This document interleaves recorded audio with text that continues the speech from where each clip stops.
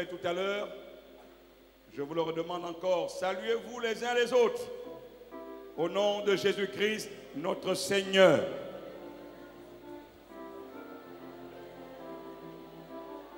Gloire à Dieu.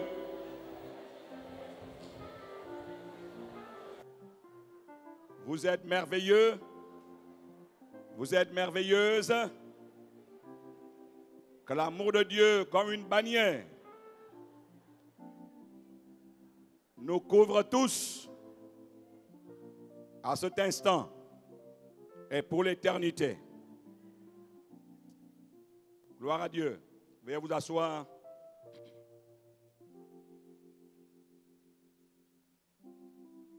Nous avançons petit à petit. L'oiseau fait son nid. Agé chapitre 2, verset 7. J'ébranlerai toutes les nations. Le Shemda de toutes les nations viendra. Jésus, le désir de toutes les nations, viendra. Et je remplirai de gloire cette maison, dit Yahweh Sabaoth. Que ce coffre s'ouvre et que les trésors qui sont cachés à l'intérieur, nous puissions en jouir, chacun pour sa part. Notre troisième semaine porte le titre du mystère de l'Église.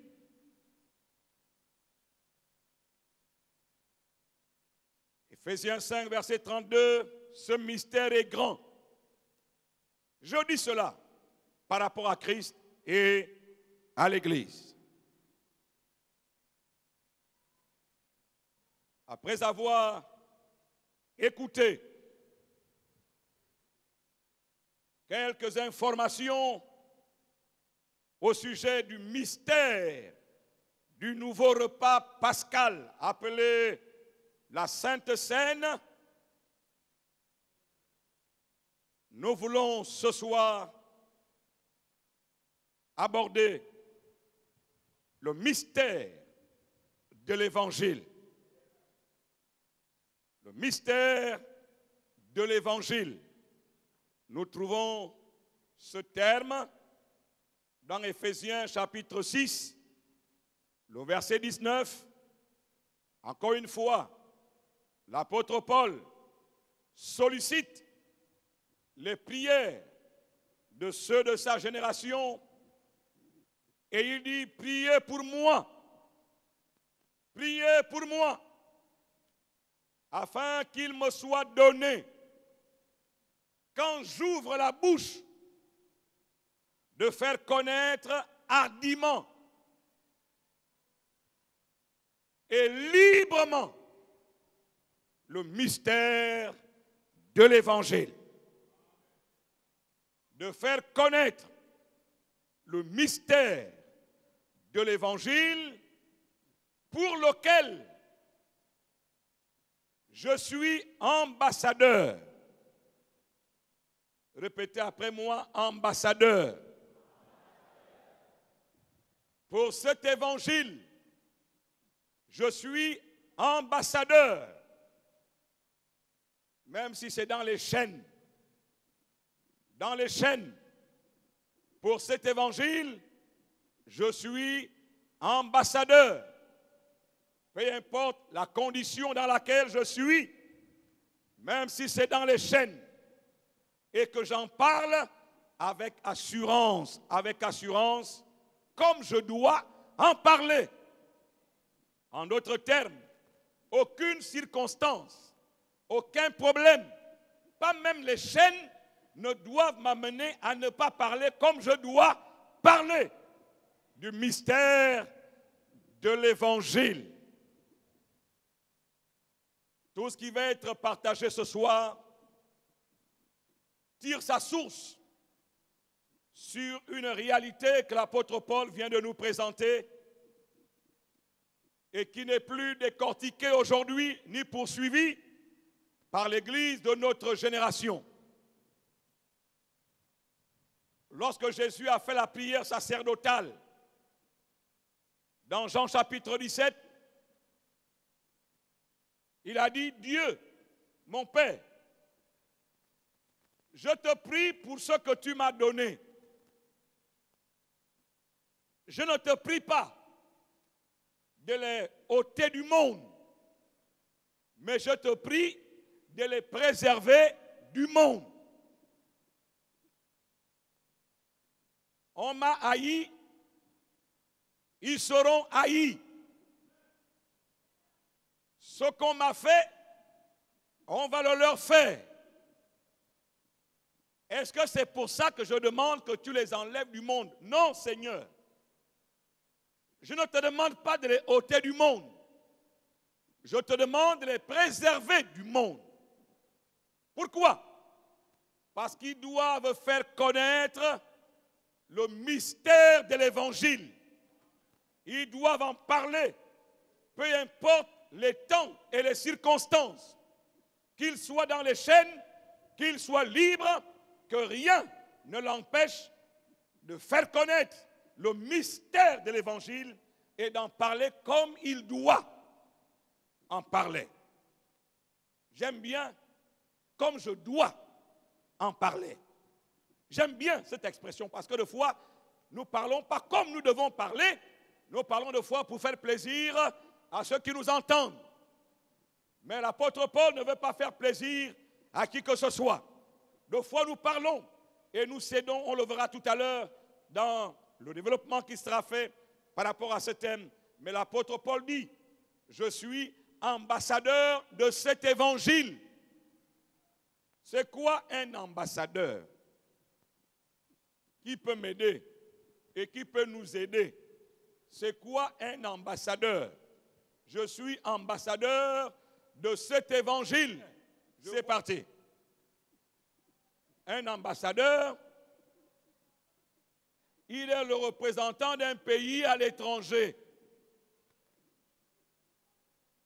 Et il défend absolument les intérêts de son pays à l'étranger. Il ne fait pas que défendre le pays, il fait tout pour que ce pays soit connu. Il fait connaître son pays à l'étranger. Papa, oui. Si c'est à toi qu'on pose la question. Papa, oui, en lunettes, devant moi. Oui, oui. Si c'est à toi qu'on pose la question, comment tu vas répondre? C'est quoi un ambassadeur?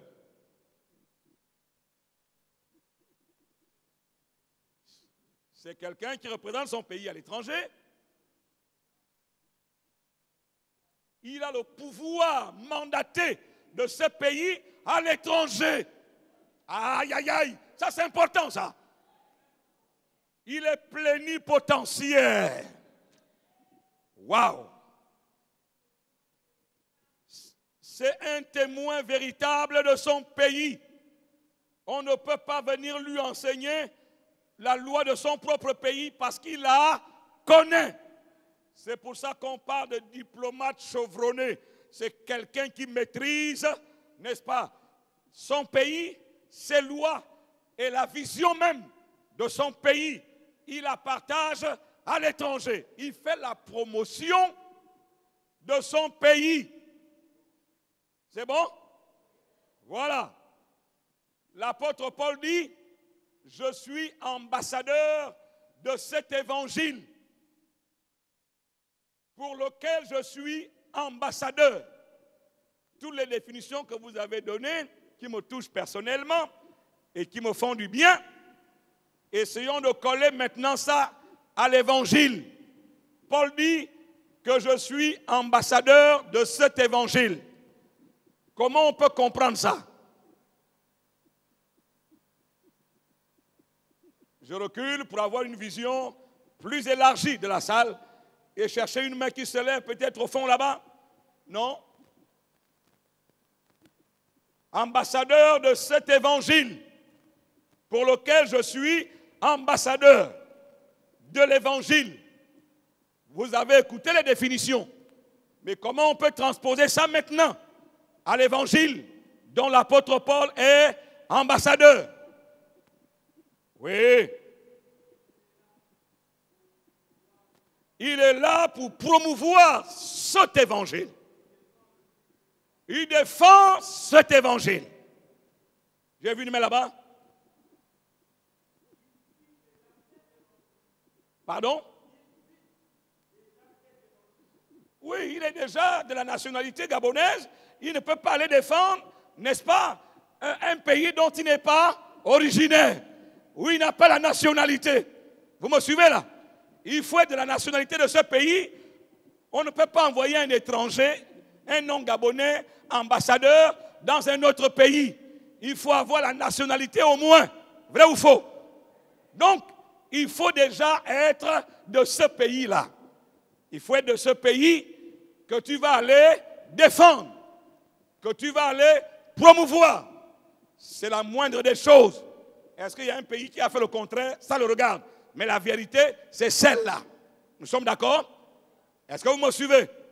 Donc, ambassadeur de l'évangile, c'est que au premier pas, tu es de la nationalité de cet évangile. Nous sommes d'accord? Ce n'est pas parce que le Gabon va mal que maintenant l'ambassadeur va dire, bon, je ne vous parle plus du Gabon, je vous parle du Congo. Hein? Ce n'est pas parce que la Syrie est gaspillée qu'un ambassadeur de Syrie aux États-Unis va dire, bon, je ne parle plus au nom de la Syrie, je parle au nom des États-Unis. Est-ce qu'on peut changer ça? Non. Dès qu'il fait ça, tout de suite, qu'est-ce qui va se passer? L'information arrive au pays. Hein? Et il est... Comment? Non pas seulement révoqué, et il est rapatrié. Et on nomme quelqu'un d'autre à sa place. Ne soyons pas des chrétiens rapatriés. Et à qui on a changé de fonction. Alors l'apôtre Paul dit, je suis ambassadeur de ce message, ambassadeur de cet évangile. Je ne peux pas parler d'autre chose que de mon pays, là où je porte la nationalité. Je vous assure, rien que cette expression, lequel je suis ambassadeur, ça peut me prendre 1 mois de séminaire non-stop, chaque jour. Mais nous envoyons des flashs afin que le Saint-Esprit les saisisse et qu'il fasse de nous des ambassadeurs de l'Évangile. Alléluia. Alors, notre démarche, nous la respectons et nous rappelons que le sacerdoce lévitique avait pour mission d'assurer une médiation entre Dieu et les hommes. Mais ce sacerdoce ne nous a pas réconciliés avec Dieu. Il ne nous a pas réconciliés avec Dieu. Pourquoi? Parce que ce sacerdoce souffrait de beaucoup de faiblesses. Ce soir, la deuxième faiblesse, parmi les faiblesses de ce sacerdoce lévitique, est que les sacrifices qui étaient offerts, les sacrifices étaient offerts avec du sang des animaux, avec du sang d'animaux. Or, le sang d'un animal a quelle valeur? Cette valeur était gravement insuffisante, sinon faible, pour nous amener à obtenir la fameuse réconciliation que Dieu avait tant désirée depuis le jardin d'Éden. Lorsqu'Adam et Ève ont péché, Dieu a fait couler le sang d'un animal et il a couvert notre nudité. Malgré ça, après avoir fait ça, l'homme s'est égaré de plus en plus, s'est éloigné de Dieu de plus en plus, dont le sang de cet animal qui a coulé n'a pas été suffisant pour régler le problème à la racine dès le commencement. dès le commencement. Est-ce que, à l'heure où maintenant que le péché s'est aggravé, si au commencement, à la source, le sang d'un animal n'a pas pu nous réconcilier avec Dieu, ce n'est pas quand maintenant tout est gâté que ça pourra faire quelque chose. Vous me suivez là? Vous me suivez? L'apôtre Paul dit, je parle à la manière des hommes. Donc, à cause de cela, le sacerdoce lévitique ne pouvait pas nous réconcilier avec Dieu. Parce que le sang qui était utilisé, c'était le sang des animaux. Ça n'avait aucune valeur par rapport à la gravité du problème. C'est Hébreux 10, verset 4 qui dit ça, je n'invente rien, qui dit qu'il est impossible. Le terme utilisé, c'est impossible que le sang des taureaux et des boucs ôte le péché, ôte les péchés. Impossible. Et pourtant, pendant les millénaires, ils ont fait des sacrifices, des holocaustes, tout ça. Ils ont offert des boucs, ils ont offert des taureaux, ils ont offert des agneaux, ils ont offert des veaux, ils ont offert tout ça pendant des millénaires et des millénaires.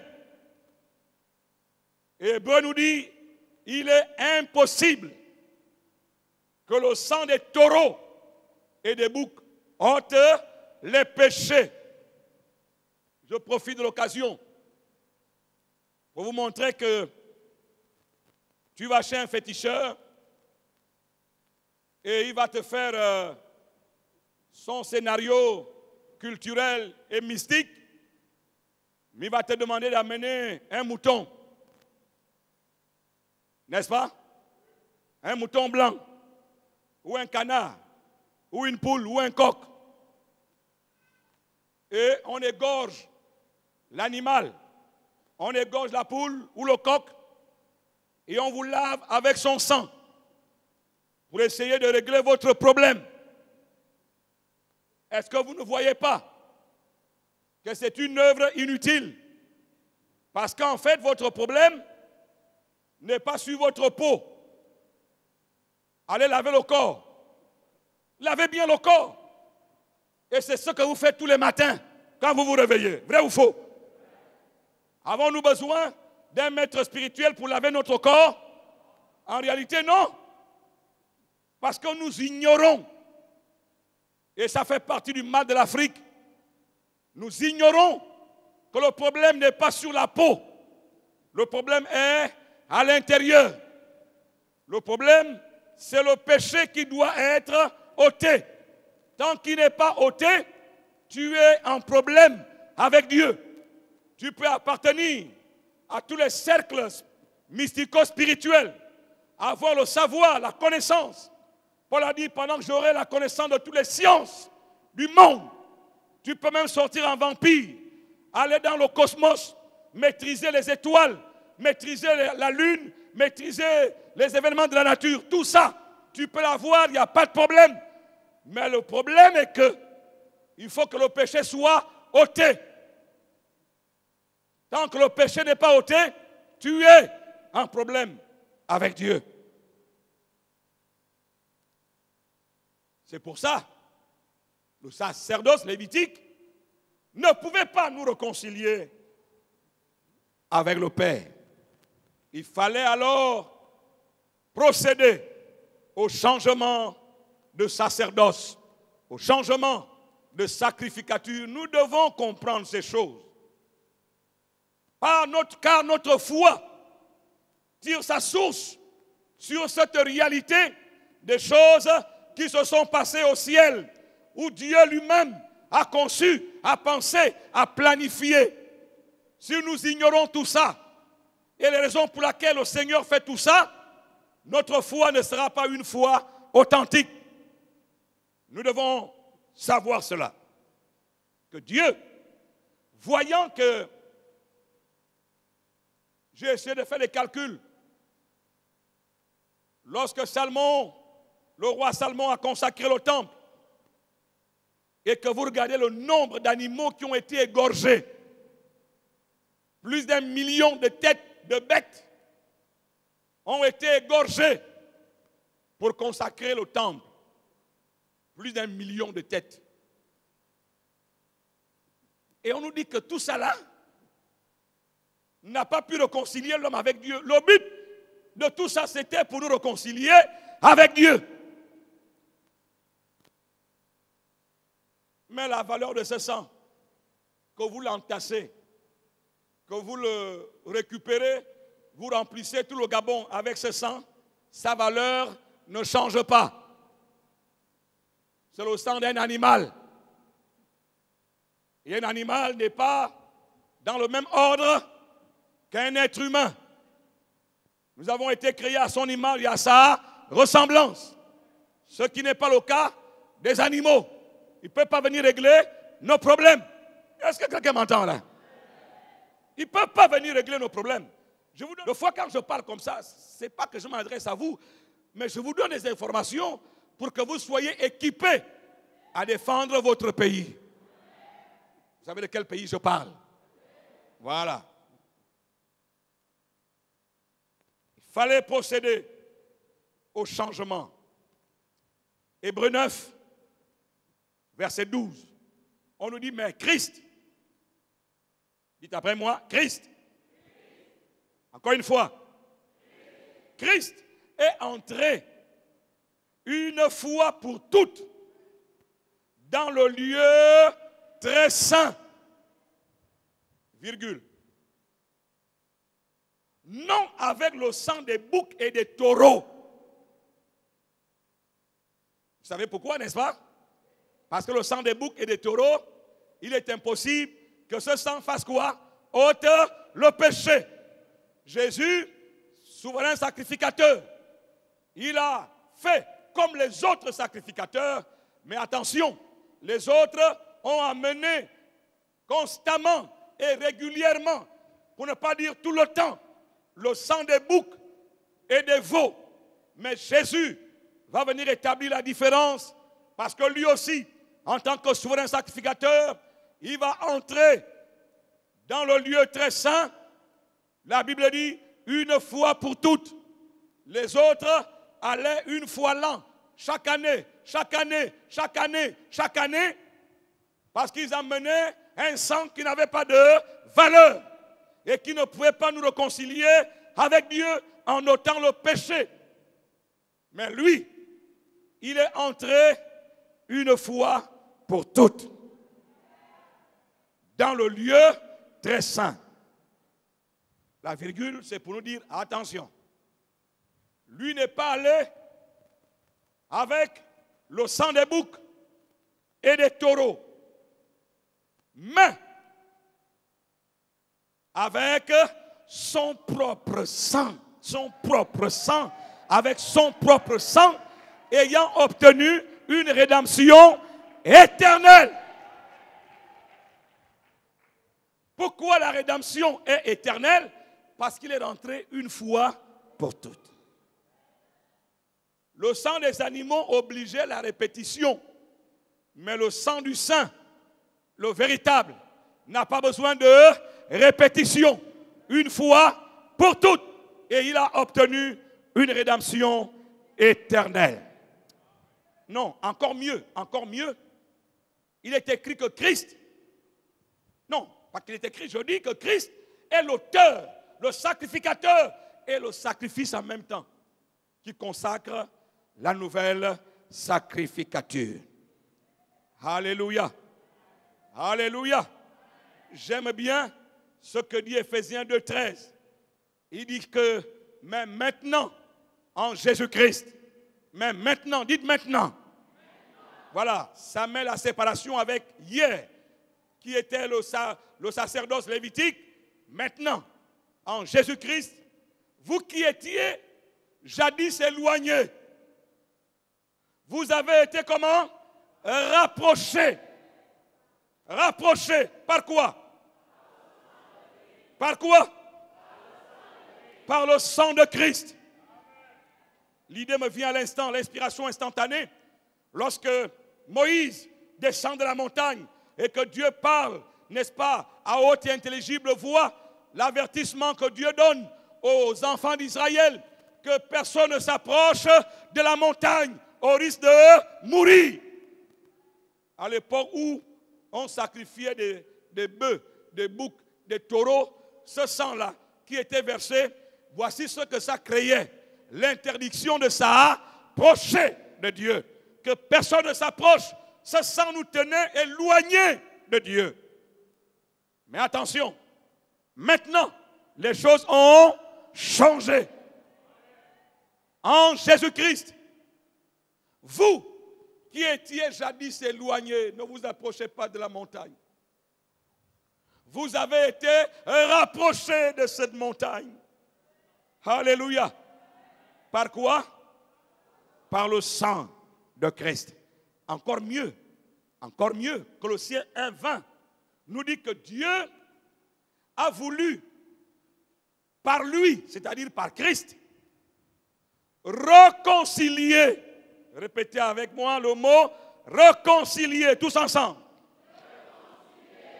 C'est fondamental, chers amis, parce que si nous n'avons pas la réalité de ce mot que les gens de l'Ancien Testament, où la Bible dit qu'ils ont fait de notre salut l'objet de leur recherche, de leur investigation. Même les anges ont voulu plonger les regards sur ce petit mot-là, réconciliation. Mais on leur a dit que ce n'était pas pour vous. C'était pour toi et moi. Je ne sais pas si vous me suivez là. C'est fondamental. Si on ne comprend pas ça, on va être dans la culpabilité à vie. Mais il nous a libérés de la culpabilité. La culpabilité, c'est l'Ancien Testament. La culpabilité, c'est le sacerdoce lévitique qui nous tenait éloignés de la montagne. Dieu a voulu,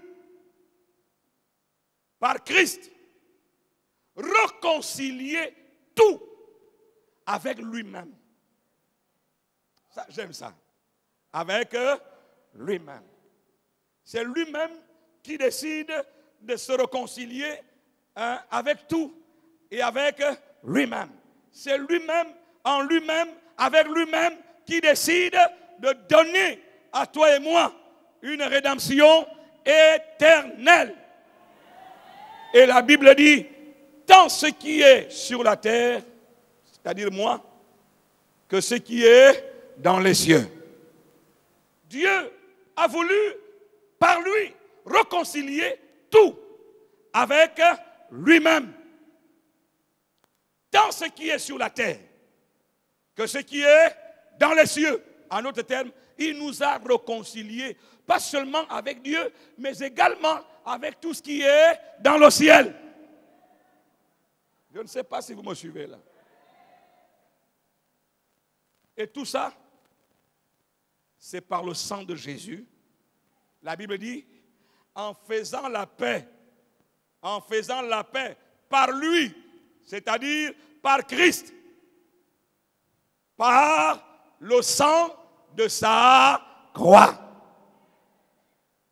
Par le sang de sa croix, Dieu a fait la paix avec nous par Jésus et par le sang de sa croix. Qu'il soit établi une fois pour toutes que le sang des animaux, des coqs, des poules, de tout ça là, ne peut rien vous apporter. Il n'y a que le sang de sa croix qui nous a réconciliés avec Dieu. Alléluia. Alléluia. Et Dieu a fait la paix. Dieu a fait la paix. Par lui, par le sang de la croix, nous sommes en paix avec Dieu. Je suis en paix avec Jésus. C'est pour cela que je hais la religion. C'est pour ça que j'ai horreur du formalisme. J'ai horreur du train-train quotidien. J'ai horreur qu'on fasse comme on a l'habitude de faire. Il faut une vie de l'esprit dans tout ce que nous faisons. Même si je dois répéter ce que je dois répéter, il faut une vie de l'esprit. S'il n'y a pas de vie de l'esprit, ça devient de la religion. Mimer, répéter des rites sans connaître la réalité de la vie en Christ. J'ai horreur de ça. Parce que cette religion ne nous a pas réconciliés avec Dieu. C'est pour ça que j'ai horreur de la religion. Avec ce que Jésus a fait, on ne peut plus être dans le rituel. Non, non, le rituel ne nous a pas réconciliés avec Dieu. On ne peut pas. Je vais entendre les amens, je vais entendre les amens. Nous sommes obligés. Vu ce que Christ a fait, nous sommes obligés de nous liguer contre la religion, contre le formalisme, contre le faux semblant. Est-ce que vous me suivez? Quelqu'un a dit, les musulmans vont à la mosquée, les catholiques vont à la cathédrale, les protestants vont dans les temples, les francs-maçons vont dans les temples, les bouddhistes vont dans le mbadja. Nous, les chrétiens de réveil, nous allons dans quoi? Dans le temple aussi? Parlons comme ça? Où est la différence? Si ce n'est que ça, où est la différence? Nous avons notre dimanche, eux ils ont leur vendredi, les autres ont leur jeudi. Parce que chacun a son jour. Où est la différence? Si ce n'est que ça, il n'y a aucune différence. Mais la différence, c'est la vie de l'esprit.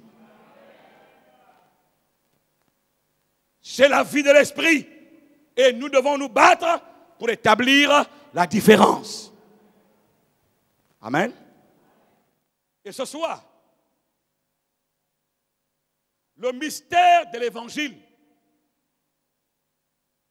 c'est le message de la nouvelle alliance.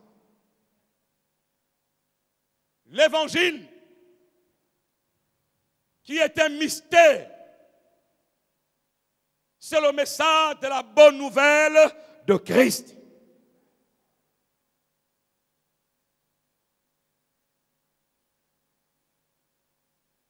En faisant cet exercice,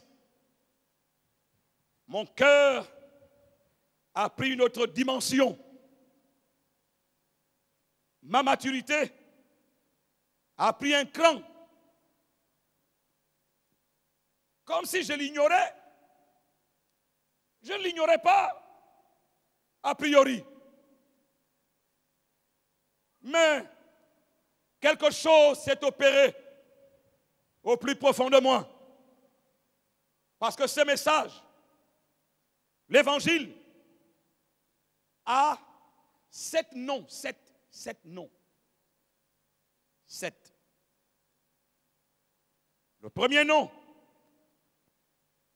c'est l'évangile de Dieu. Dans Romains 1:1, on l'appelle l'évangile de Dieu, c'est-à-dire l'évangile dont Dieu est l'auteur. Oh, pasteur Gaspard, quel est l'évangile que tu prêches? Tu dois prêcher l'évangile dont Dieu lui-même est l'auteur. C'est pour ça, vous allez rencontrer ça plusieurs fois dans les épîtres de Paul. Il appelle l'évangile de Dieu. Deuxièmement, l'évangile de Christ. Christ est l'objet et le contenu de ce message. Je reprends. Christ est le but, il est l'objet, il est le contenu de l'évangile. L'évangile qui ne porte pas Christ, fuyez cet endroit, je vous en supplie. Fuyez, ce n'est pas de l'évangile. Car, premièrement, c'est Dieu qui est l'auteur de ce message dont nous sommes ambassadeurs. Et Christ est l'objet et le contenu de ce message. C'est ça l'évangile. Troisièmement, dans Actes 20-24, on l'appelle la bonne nouvelle de la grâce de Dieu. La bonne nouvelle de la grâce de Dieu, c'est le message de la faveur imméritée. Une faveur imméritée. Nous n'avons rien fait pour mériter cela, mais Dieu, avec lui-même et par lui-même et en lui-même, nous a donné la rédemption éternelle. Alors, pourquoi nous voulons préfabriquer? Pourquoi nous voulons inventer? Dieu est l'auteur. Jésus est l'objet, le contenu, n'est-ce pas? Et cet évangile est donné aux hommes qui ne méritent rien. Dans la vie de David, Il est devenu roi, puissant, possédant plein de richesses. Quand Dieu a regardé son cœur, il s'est dit, toi là, viens ici, là, viens. Reviens ici, David. Je veux que tu me rappelles là où tu étais quand je suis venu te choisir. Tu n'étais pas en train de présenter ta thèse en théologie. Tu n'étais pas en train d'être célébré des victoires. Je t'ai ramassé derrière les moutons. Rappelle-toi de là où je suis allé te chercher. Donc ton orgueil là, tu m'arrêtes ça.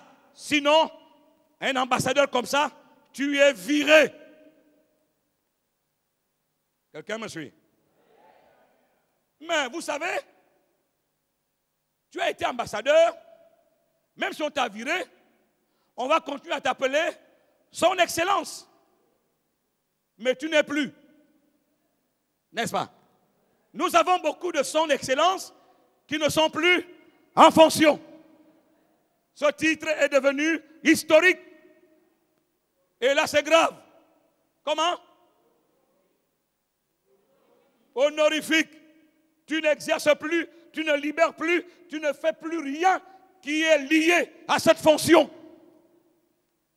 Il y a beaucoup comme ça, malheureusement. Je dis bien, malheureusement. Donc, nous ne sommes rien. David, tu n'es rien. Même si tu es devenu milliardaire, grand roi, rappelle-toi que c'était derrière les moutons. Quand on marche derrière les moutons, on piétine quoi? Quand on marche derrière les moutons, qu'est-ce qu'on piétine? On marche sur quoi? Répétez ça, je vais vous écouter. Quel est le parfum qui vous accueille pendant que vous marchez derrière les moutons? Et quand vous êtes dans ce parfum, vous allez finir par sentir vrai ou faux? Voilà. Tu sentais mouton. Tu marchais. Voilà. C'est là où je suis venu te chercher. Donc si tu es devenu quelqu'un, ton orgueil là, arrête ça. Parce que le danger qui guette les prédicateurs,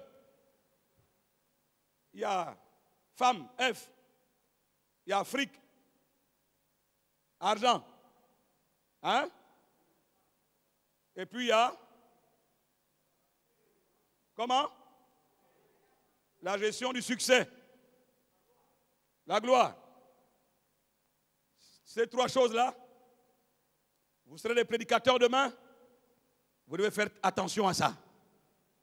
Même si tu fais tomber le feu du ciel, tu es ambassadeur de l'évangile, de la grâce de Dieu. Tu es ambassadeur de la bonne nouvelle, de la grâce de Dieu. C'est immérité. On peut avancer? Ce message porte également le nom de l'évangile de paix. L'évangile de paix. Le message qui conduit à la paix avec Dieu. C'est ça l'évangile. Ça doit vous conduire à la paix avec Dieu.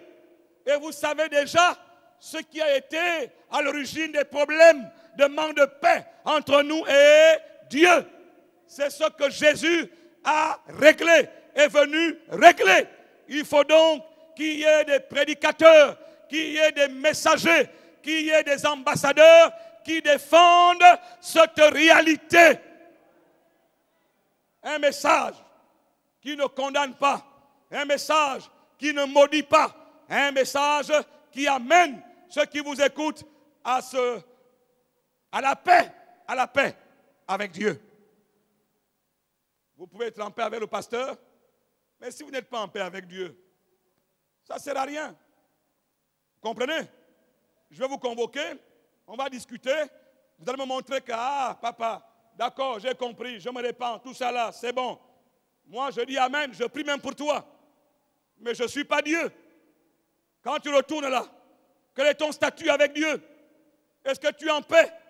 Mais moi, je ne vais pas te tenir un autre langage, je vais te tenir un langage, même si on t'a insulté, même si on t'a écrasé, même si on t'a injustement accusé, je ne peux pas te dire, va te venger. Non, Parce que Dieu a dit, à moi la vengeance, à moi la rétribution. Dès que tu te mets à te venger, alors tu ne peux plus être en paix avec Dieu. Tu ne peux plus. Tu ne peux plus être en paix avec Dieu. Mais l'évangile de paix, pas l'évangile de jugement. Cinquièmement, il porte le nom de l'évangile de votre salut. Éphésiens 1, 13. L'évangile de votre salut. Le message du salut par la foi en Christ. Le message de salut par quoi? Par quoi? Par quoi? Par la foi. Pas autre chose. Dîme, offrande, tout cela vient après. Mais on ne peut pas accéder au salut par un autre moyen que par la foi. Par la foi. C'est ce message que nous devons prêcher, mais comme l'être humain n'aime pas ce qui interpelle le cœur, ce qui interpelle l'âme, ils sont prêts à payer le prix pour le salut en apportant or, argent, richesse. Et beaucoup en bénéficient. Beaucoup de prédicateurs en bénéficient. De ces gens-là qui pensent qu'ils peuvent accéder au salut en apportant or et argent. Si c'est ça, la cause de votre or et argent, vous êtes perdus. Mais votre or et votre argent doit être une manifestation de grâce, une manifestation de reconnaissance, en disant Dieu, merci de m'avoir sauvé. Et comme je suis un homme sauvé, tout ce qui est à moi est sauvé. Car c'est de toi, par toi et pour toi que sont toutes choses. C'est le message de votre salut. Le message du salut par la foi en Christ. Je vous ai raconté l'histoire de cet homme qui m'a abandonné au moment où je voulais prier pour lui, parce que tout simplement, il demandait le prix de ma prière. Sixièmement, on l'appelle le glorieux évangile. 2 Corinthiens 4:4. L'évangile qui présente Christ dans sa gloire. Dans sa gloire. Présenter Christ dans sa gloire. Voici l'évangile dont nous sommes ambassadeurs. Toi, tu parles de quoi du 1er janvier au 31 décembre? J'ai bien envie de savoir. La Bible en main, mais tu parles de quoi? Tu dois parler de l'évangile. L'évangile qui présente Christ dans sa gloire. Dans sa gloire. Le monde s'organise à ce que Christ ne soit pas présenté dans sa gloire. On tourne des films pour montrer que Jésus avait des copines. On tourne des films pour dire qu'on veut démontrer que Jésus était un simple homme comme vous. Oui, il était homme, mais également vrai Dieu. Alléluia. Nous devons le savoir et notre foi tire sa source dans cette réalité. Cet évangile est un évangile de gloire. Et quand on parle de gloire, c'est Christ dans sa gloire. Il faut qu'on vous parle de ça pour que nous puissions avoir part à cette gloire. Quand nous l'ignorons, mon peuple périt, faute de savoir qui je suis. Et le 7e nom que porte ce message, c'est l'évangile du royaume. Cet évangile du royaume, Matthieu 4, verset 23, déclare: répentez-vous et acceptez Christ. Il dit quoi? Répentez-vous. La porte d'entrée, c'est la repentance. S'il n'y a pas de repentance, il n'y a pas d'évangile. S'il n'y a pas de repentance, il n'y a pas d'évangile du royaume. L'évangile du royaume commence à être annoncé et amène les hommes et les femmes à la repentance. repentance. Dès lors qu'on vous dit le développement personnel, tout ce qui est en vous et avec vous, vous pouvez atteindre Dieu par votre développement personnel. Vous entendez les thèmes des grands séminaires. Réveille le lion qui est en toi. Ce message n'est pas nouveau. Les francs-maçons enseignent ça depuis l'Égypte. Mais ce n'est pas ça l'évangile. L'évangile du royaume commence avec la repentance. Parce que la repentance affronte le péché. Et Jésus, ayant payé le prix à la croix, alors l'affaire est réglée. Si on vous permet de rester tel que vous êtes, même caractère, même homme, même femme, en vous disant c'est pas grave, chantez seulement, comme chez nous, là où je reviens, où on pense que parce que tu as porté la toge de la chorale, quand on va t'enterrer, hein, c'est ça qui va permettre aux anges de te laisser passer parce que tu portes la robe de la chorale. Ça, ce n'est pas l'évangile. Voici les 7 noms qui sont attachés à ce message dont nous sommes des ambassadeurs. Je conclue en disant, avant de prier, avertissement. J'aurais pu ne pas parler de ça, mais le Saint-Esprit me convainc d'aider plusieurs d'entre vous. Peut-être que c'est par ignorance que comme le pasteur Gaspard ne vous fait pas tomber, il faut aller là où on vous fait tomber. Paul a dit aux Galates, je m'étonne de vous, je m'étonne que vous vous détournez si promptement, si rapidement de celui, c'est-à-dire Christ, Dieu, qui vous a appelé à la grâce de Christ. Je m'étonne, Galates. Vous savez ce que la religion a fait au peuple? Il n'y a pas eu de réconciliation. Mais vous là, qui voulez la réconciliation, mais je suis étonné que vous vous détournez si rapidement de celui qui vous a appelé par la grâce de Christ pour passer à un autre évangile. Non pas qu'il y ait un autre évangile, mais il y a des gens qui vous troublent. Depuis l'apôtre Paul, ce n'est pas nouveau. Il y a des gens qui vous troublent et qui veulent faire quoi? Lisez vous-même. Ils veulent faire quoi? Ils veulent faire quoi? En tant qu'ambassadeur de ton pays, quelqu'un vient pour renverser ton pays. Tu fais quoi? Tu le laisses faire? Tu ne peux pas le laisser faire. Ils ont pour mission de renverser l'évangile de Christ. Nous l'avons vu, ça prend le nom de l'évangile de Christ. Chrétiens, je vous en supplie. Je vous en supplie. Tous les simulacres. Pasteur Alain, je ne sais pas si tu as vu ça. Quelqu'un qui chasse les démons avec chat. Les gens tombent. Chat. Tout le monde tombe.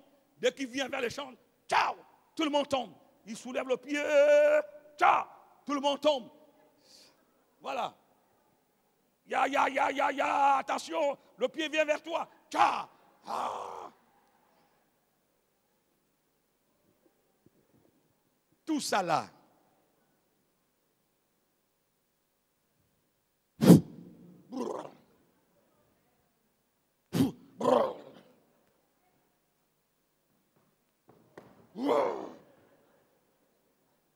Tout ça là.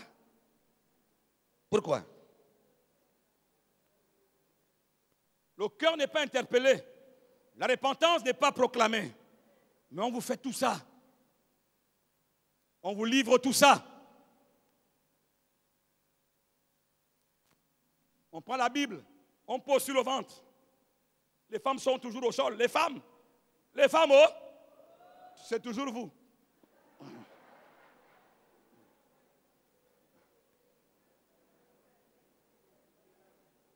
Hein? Il y a même un qui fait manger les herbes, comme les moutons, à ses brebis. Fait manger les herbes. On vous fait manger les herbes. Les herbes. Et ce qu'on vient d'écouter, où est le lien? Où est le lien? Ça règle quel problème? Mais ce que vous ne savez pas, ça va aller de mal en pire. Jésus a annoncé, il a dit, faites attention, mais pas aux faux pasteurs, mais aux faux prophètes. Parce que les faux prophètes vont se multiplier. Dans quel but? Renverser l'évangile de Christ.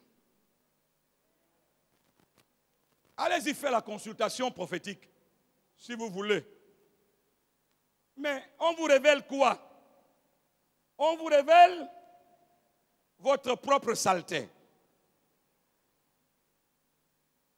Après vous avoir révélé votre propre saleté, et on vous dit payez. Et vous payez. Mais quand vous repartez là, la saleté a augmenté. Parce qu'on va te dire que c'est ton père, c'est ta soeur, c'est ton frère. L'évangile qui divise les frères et sœurs de même sang. Parce qu'un prophète a dit que c'est ton père, c'est ton frère qui veut te tuer.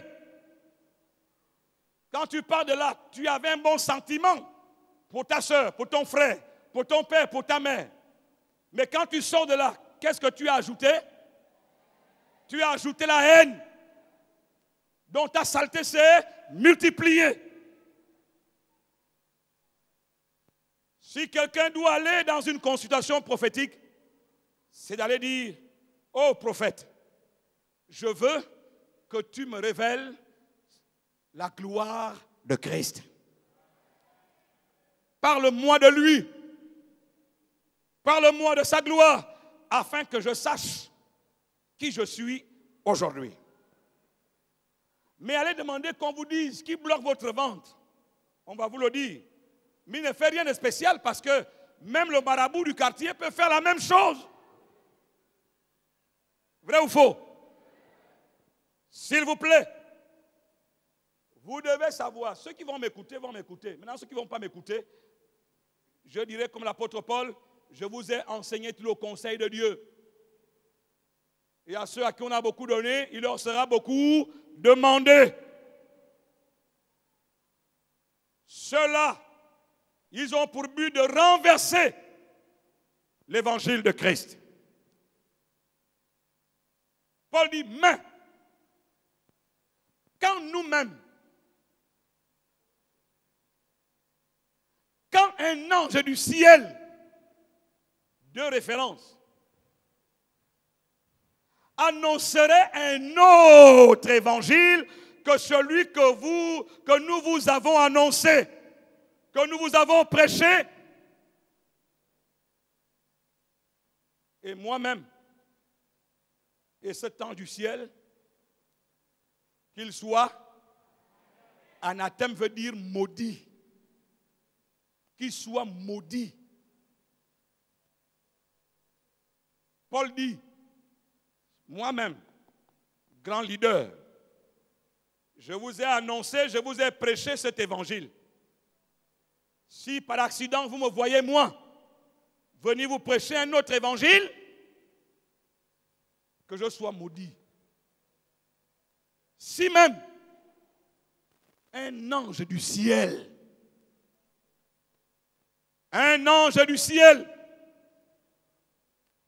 descendait venir vous annoncer un autre évangile, que cet ange-là soit maudit. Est-ce que vous voyez la profondeur de la gravité du problème? Vous me suivez? C'est pour ça que je dis, chers parents, Jésus a payé le plus grand prix dans une fidélité et une obéissance absolue. Nous ne pouvons pas jouer avec l'évangile.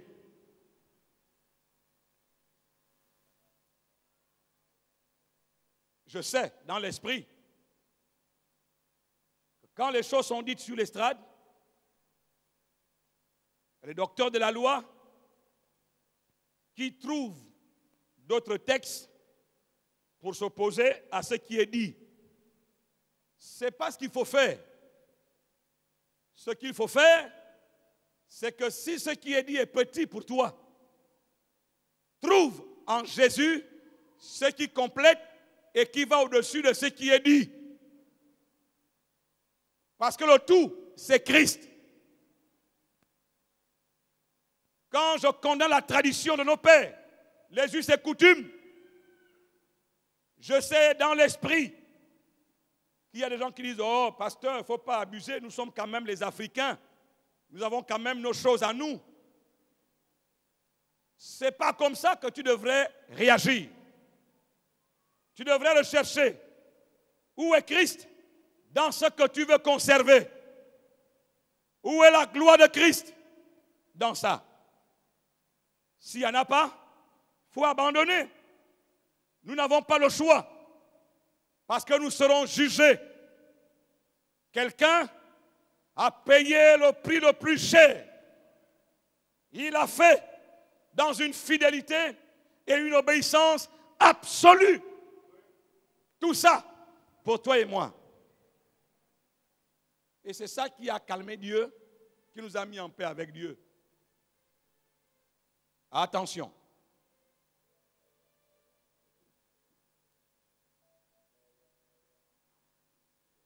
Le grand travail avec ça, c'est la transformation de mon caractère. Et c'est ce message qui transforme mon caractère. C'est-à-dire, je peux vous citer tous les péchés. Je peux vous enseigner les dégâts du péché. Je peux vous dire que le péché n'est pas bien, tout ça, c'est bien. Mais s'il n'y a pas l'évangile, je ne vous ai rien apporté de plus. J'ai vu un prédicateur, prophète, qui a, soi-disant, la sensibilité spirituelle, il te fait lever, il donne le numéro de téléphone. Ton numéro de téléphone, il te le donne en live, comme ça, là. Mais attends, je connais mon numéro de téléphone. Vous me suivez? Je prophétise, toi, tu es né le 28 novembre. Ah oui, mais il y a quoi? Est-ce que tu ignores ça? Est-ce que tu ignores ta date de naissance? Qu'est-ce qu'un prophète à venir perdre du temps à te dire ce que tu sais?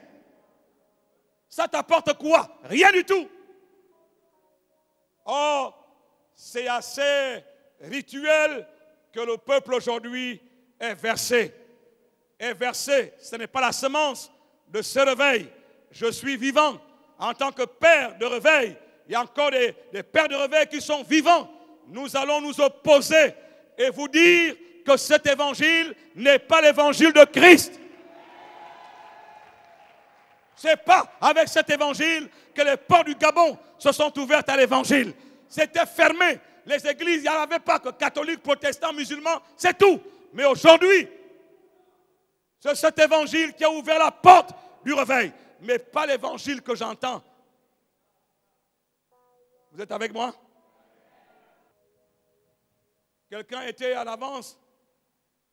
C'est pourquoi Jésus, il est le seul, dans Apocalypse 19, verset 11, qui porte le nom de fidèle véritable. Le seul qui porte le nom de fidèle et véritable. Fidèle et véritable. Il a payé le prix dans une fidélité absolue. Il est le véritable. Pierre dit, nous sommes dans le véritable.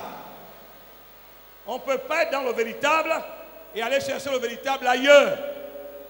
Dès qu'on sort de là, on est dans le faux.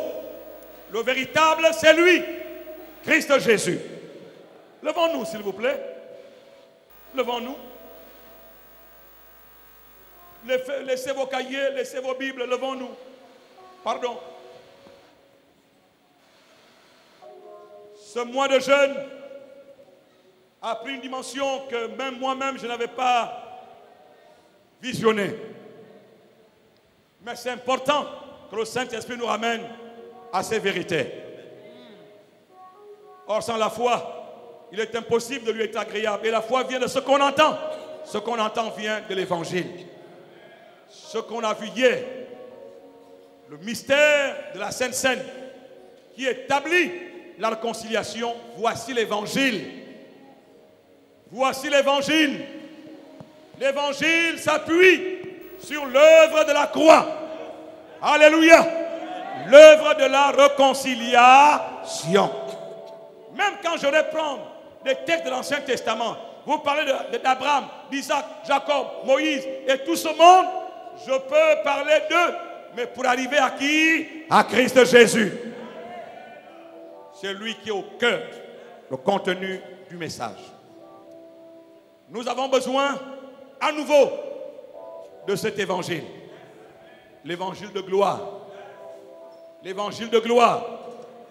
L'évangile de gloire nous libère de la culpabilité.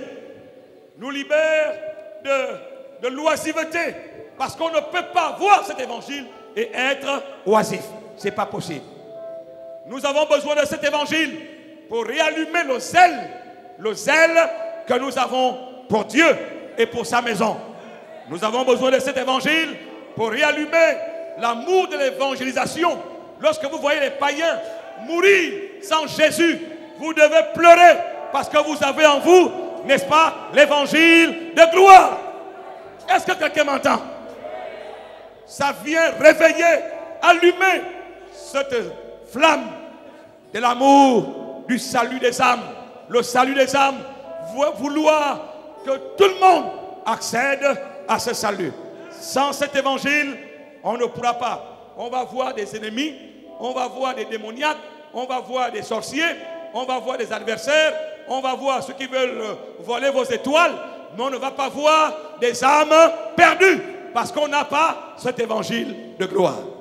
Ce soir, que Dieu nous redonne l'évangile de gloire de Jésus. Que cet évangile soit à nouveau notre message, qu'il soit allumé dans nos cœurs. Alléluia. Demandons ça à Dieu, demandons ça à Dieu. Prions, sois libre, prie ce soir. Prie ce soir. Ta famille va être sauvée avec l'évangile de gloire. Pas l'évangile de jugement, mais avec l'évangile de gloire. Ta famille va être sauvée. Je vais ajouter un autre sujet. Le Seigneur a besoin dans cette nation des défendeurs, des défenseurs de l'évangile. Il a besoin des défenseurs de l'évangile. Nous sommes ambassadeurs, défendeurs de l'évangile, défenseurs de l'évangile. Nous sommes des défenseurs de l'évangile. Engageons-nous ce soir devant Dieu qui nous écoute ce soir à être des défenseurs de l'évangile. Des défenseurs de l'évangile. Engage-toi ce soir. Engage-toi. Engage-toi. Engage-toi.